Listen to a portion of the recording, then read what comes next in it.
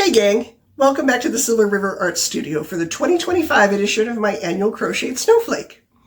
This year's project is particularly close to my heart. If you watched last year's video, and you can find it here, I talked about what I've come to call the parable of the snowflake. This little snowflake, one of thousands photographed in the late 1800s by Bentley, stood out amongst all the hundreds of symmetrical ones.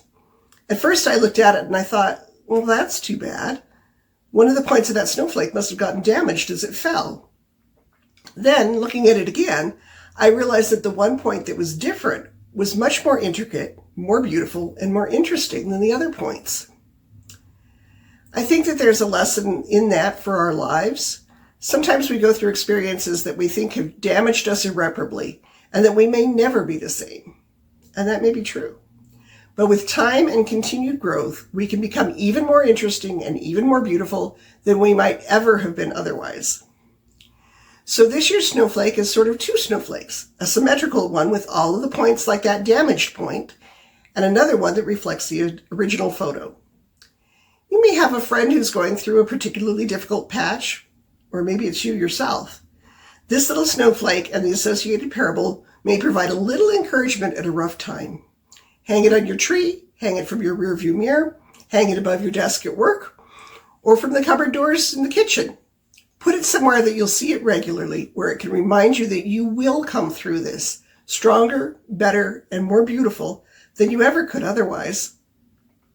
You can find the free pattern for this snowflake, as well as for previous year's snowflakes, on my website at silverriverarts.com/freebies. As always, I'll walk you through step by step how to make this snowflake. And at the end, I'll not only show you how to stiffen your snowflake with sugar, I'll also show you how to turn it into a card that can double as an ornament. If you've never crocheted, or maybe your crochet skills are a little rusty, but you'd like to try a snowflake, I have a great tutorial here. I'll link it in the description box down below as well. It's a great way to master the skills that you'll use for this snowflake too. First, let's talk about the materials you're going to need for this project. You will need a cotton crochet thread or crochet yarn. That's because you'll need something that will really absorb the sugar water when we go to stiffen your snowflake. You'll also need a suitable crochet hook. One tip for this project, you may want to use a larger hook than you would normally use to give it the light and airy feeling of a snowflake. Here you can see two snowflakes I made using last year's pattern. I made them using the same crochet thread, but different sizes of hooks. Larger hooks make for a more delicate and airy snowflake, whereas smaller ones make for one with a little more visual heft. You'll also need a pair of scissors and a tapestry needle or other needle with an eye large enough to accommodate your crochet thread. If you want to hang your snowflake as an ornament, you'll need some clear monofilament thread and a needle with a finer eye. I provided links to supplies in the description box down below. To stiffen your snowflake, you'll need boiling water, sugar, a small bowl, a small whisk or a fork, a spoon, and some straight pins. Make sure that the pins are stainless steel or nickel-coated steel because you don't want rust spots on your project. You'll also need a piece of wax paper and a cardboard box. It doesn't have to be anything fancy, it's just to pin your snowflake into whilst it dries. I do find that a cardboard box works a little easier than just a plain piece of cardboard because it gives you more to pin into. If you decide to attach your snowflake to a card, then you'll need whatever you'll use to make the card and a little bit of Scotch tape. Just a reminder before we start, don't forget to make sure that your hands are free of any lotion or anything like that before you start your project. You don't want any of that on your snowflake. I'm going to show you this pattern using worsted weight yarn and a larger hook to make it easier to see what I'm doing and follow along. Most crocheted snowflakes, and indeed most circular crochet projects, start out with a ring made from chain stitches at the beginning. That makes a little hole in the center. But if you look at real snowflakes, they don't have a hole in the center. It's just a series of 6 spokes radiating out from the center.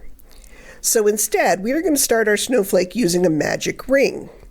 If you haven't used a magic ring to start before, I'll walk you through it. If you're a lefty, you may find it helpful to hop on over to my 2-minute YouTube tips and tricks video, where I'll show you how to flip the video so you can watch it in mirror image, which may make it easier to follow. Like my other videos, it is also linked down below. I'll slow down this part so you can see clearly what I'm doing. Start by wrapping your yarn around the first 2 fingers of your left hand, your right hand for lefties, of course. Note a couple of things here. The first is that the tail of the yarn is facing downward on the inside of your hand. Also note that we formed an X here, and that's important. We are going to stick our hook under the upper right hand arm of the X and up between them. Here's the tricky part. Snag that upper left hand arm with your hook and pull it under the right hand arm, forming a loop. Now grab hold of the yarn where the cross of the X was, and that will form a loop. I'm going to go back and show you that again. Tail of the yarn down, wrap around, form the X, under the right hand arm, up between the arms, grab the left hand arm, pull under, and grab the cross. Okay, we're back to where we left off. We'll start the first row by chaining 5. Take a moment to make sure that you're headed in the right direction. As we do the double crochets in the ring, we want to make sure that we're crocheting in the same direction as the tail goes. So we'll do a double crochet followed by 2 chain stitches, and we'll do that 5 times. And then I'll catch up with you then and show you what to do with the magic ring. We can see the tail of our magic ring here, and so we're going to just pull that tight. You'll notice here the difference between using the magic ring versus using the usual ring made from chain stitches. And now we'll just finish up this row with a slip stitch in the loop we made from the chain 5. In most cases we use a chain 2 to be equivalent to a double crochet, but in this case I've found that a chain 3 works better. So that's what we'll do here. In this row we are going to decrease and then increase the height of our stitches. So we have that chain 3 in lieu of a double crochet, then a single crochet, and we're going to follow that by another double crochet, all in the same loop. Then we'll do 2 chain stitches before we jump into our next loop. Double crochet, then a single crochet, double crochet. 2 chain stitches, we'll repeat that 5 times, and we'll finish up with a slip stitch in the chain 3 to finish off the row. Now we need to take a couple of slip stitches to get to where we really want to start working the 3rd row. So we'll do a slip stitch in the single crochet in the previous row, and then we'll do 1 in the double crochet. Now we're over to our chain 2, and we're going to do a single crochet, not a slip stitch, in that chain 2. Now we're going to chain 6, and then do another single crochet in that same chain 2. Now we'll chain 5 to get over to the next chain 2. We're going to repeat that sequence 5 more times, and we'll finish up with a slip stitch in that first single crochet. For round 4, we are going to do a couple more slip stitches in order to get to where we want to start this row. Note that we are going to do the slip stitches around the chain stitches, not through them. If we do the slip stitches in the chain stitches, it looks bulky and awkward, and our snowflake won't be as symmetrical. So we're going to do them around the chain. Of course, that works fine for the first slip stitch, but if you keep doing that, you wind up with a chain, not a slip stitch. So what we're going to do is to pull the slip stitch under the chain from the front on the first slip stitch, and then from behind the chain on the second one. Let's see that again. Pull the slip stitch under the chain from the front on the first slip stitch, and from behind the chain on the second one. Okay, now that we are where we want to be, we are going to do a single crochet in the same chain 6 as we did the slip stitches in. We'll chain 3 and then do another single crochet in that same chain 6. Now we'll chain 3 and do a single crochet in the chain 5, followed by 3 more chain stitches. We'll do that a total of 6 times, And then we'll end with a slip stitch in the first single crochet of the chain 3 loop. For row 5, we're going to do a series of lacy scallop or shell shapes. We're going to start with a slip stitch in the chain 3 loop, and then we're going to chain 4, and then we're going to do a double crochet followed by a chain stitch, and do that 4 more times, forming a shell.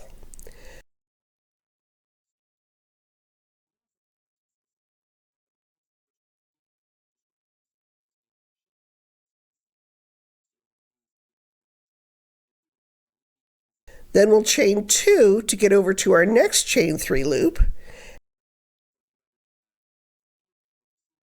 And we'll repeat the double crochet chain stitch 5 more times here.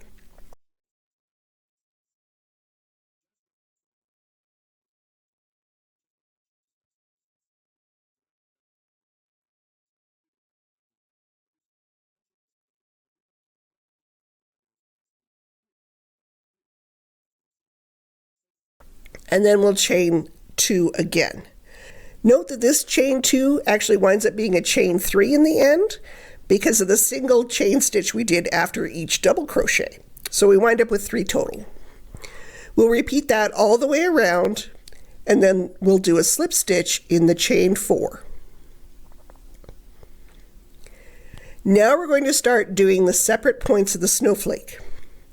We'll chain 4, then do 2 double crochets in the first double crochet, chain 1, do 2 double crochets in the next double crochet, and chain 2.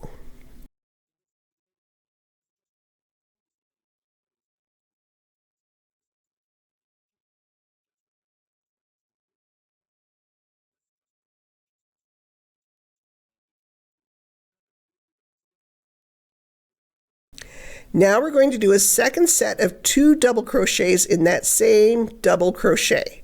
So there'll be 4 double crochets in that one stitch. Now we'll chain 1, do 2 double crochets in the next double crochet, chain 4, and then we'll do a slip stitch in the next double crochet.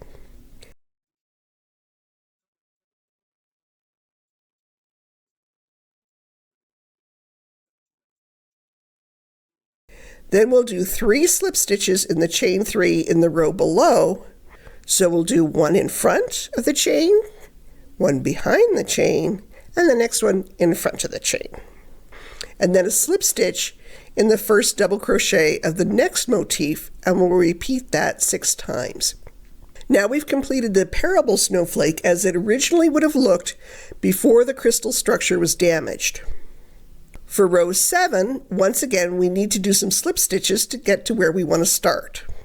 So we'll do 4 slip stitches in that chain 4. Remember again, we'll pull the slip stitch through from the front, then the back, then the front, then the back again. Now we've reached the first set of double crochets. We are going to do a slip stitch in the top of each of those, and then we're going to do a slip stitch in the chain 1 that's next to them. Now we're where we want to take off from. We'll chain 4 and then do 2 double crochets in the second, not the first, the second of the next pair of double crochets. Then we'll chain 1, do 2 double crochets in the chain 2, chain 5, and do 2 more double crochets in the same chain 2.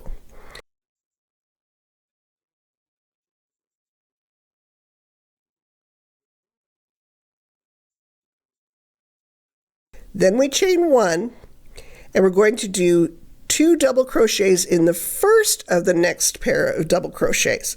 That may seem weird because we did it in the second of the 2 double crochets just before.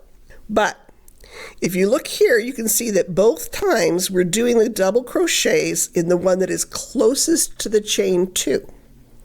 If we did it in the second of the pair both times, then each of our points would be a little bit lopsided. So now we'll chain 4 and do a slip stitch in the next chain 1. So we'll do the series of slip stitches again. This may seem really fiddly, but it goes quickly. We'll slip stitch in the next 2 double crochets, do 4 slip stitches in the chain 4, and then do a slip stitch in the chain 2 of row 5. Don't let this confuse you. You're doing a slip stitch on top of the 3 slip stitches in row 6. It's okay. If you're doing the parabole snowflake, you would finish off here. If you're doing a full symmetrical snowflake, then repeat the whole sequence 5 more times. And we're done. Don't forget to leave a good long tail when you cut your yarn and pull it through, so you can use your tapestry needle to sew the loose ends back in. Trim them off close to your snowflake, and let's start stiffening our snowflake. We're going to stiffen our snowflake with sugar. Why sugar? Why not starch or hairspray? Some folks recommend them, but both of them will discolor over time, and they may not make your snowflake stiff enough. Sugar won't discolor either. So we'll need boiling water, sugar, our snowflake of course, a fork and a spoon, and a small dish. We'll also need pins and a pin holder, and a piece of wax paper and a cardboard box. You'll also want a damp cloth nearby to wipe your fingers with. This can be a bit of a sticky proposition. Just a reminder here, make sure that your hands are free from any lotion, etc., so it doesn't transfer onto your snowflake. Our next step is that you're going to take your piece of wax paper and fold it in half. Then you're going to fold it in thirds.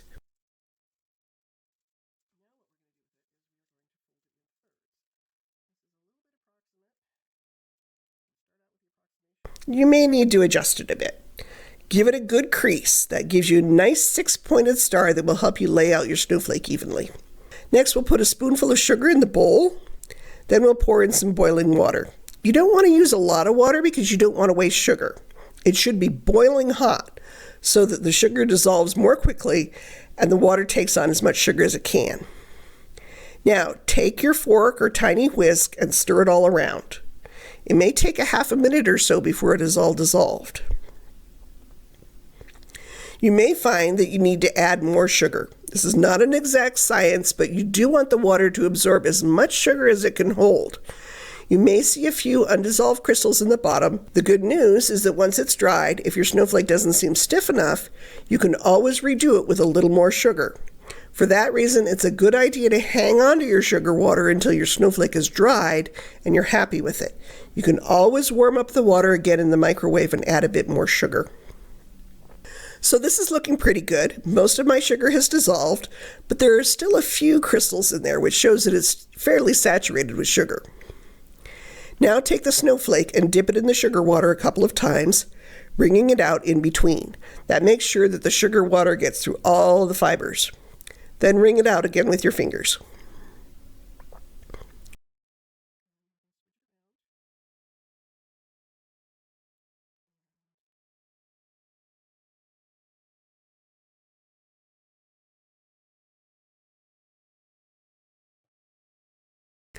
Put a pin through the middle of the snowflake and then through the intersection of the creases on your piece of wax paper.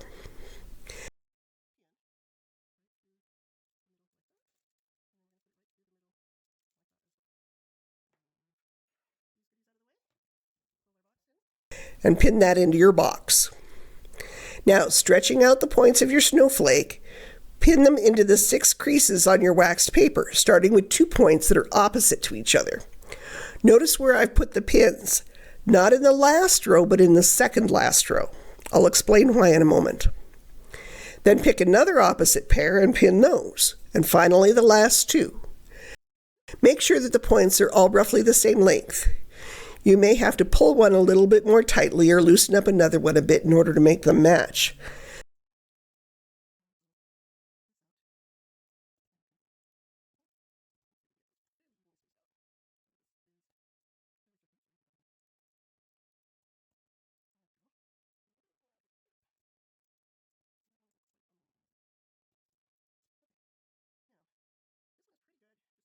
The central part of your snowflake is circular, so make sure that it looks round. Adjust your points as needed.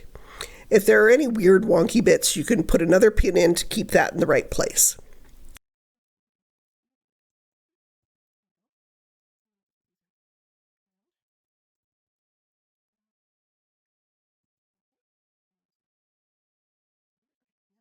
Finally, we're going to do the tip of each snowflake, where that chain 5 is. We don't want to stretch this one too tight. The reason we don't want to stretch that point too tight is because we're going to stretch it out a bit to the sides so that it looks more like the original.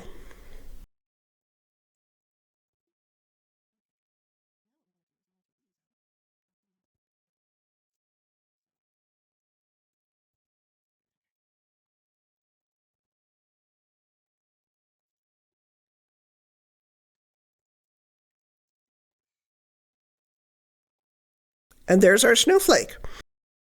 All we have to do now is let it dry. How long depends on where you live and the ambient humidity, but I find that overnight is usually good. If you try to unpin it too soon, you'll find that it's still a little sticky. Don't forget to wash your pins after you take them out. You don't want to get your next project all sticky. If you want to turn your snowflakes into cards, start by designing your card. It can be as simple or as fancy as you would like. Position your snowflake on the card where you want it and use a pin to poke a hole through at top and bottom. Don't forget to open the card up before you poke your holes so you won't wind up with a hole through both layers. Cut off a piece of monofilament thread. You'll want it about twice as long as you need to hang the ornament. Too long is better than too short, since you can always trim it, so start with 6 or 7 inches. Thread one end of the thread through your smaller needle, and then thread it through the top of your card. And then thread it through the top of the snowflake.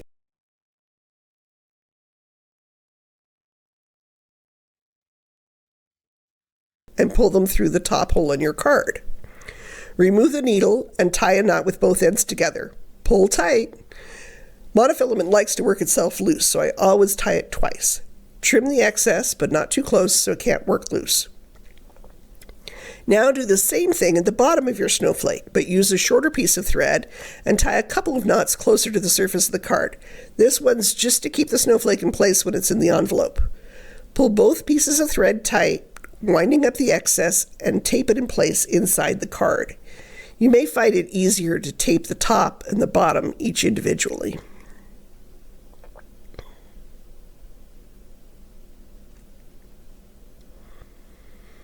Many of Wilson Bentley's wonderful photographs are available in some great books published by Dover. Nearly half of his total collection can be found in snow crystals, and Dover also has a slightly slimmer version called Snowflakes in Photographs, with more than 850 pictures.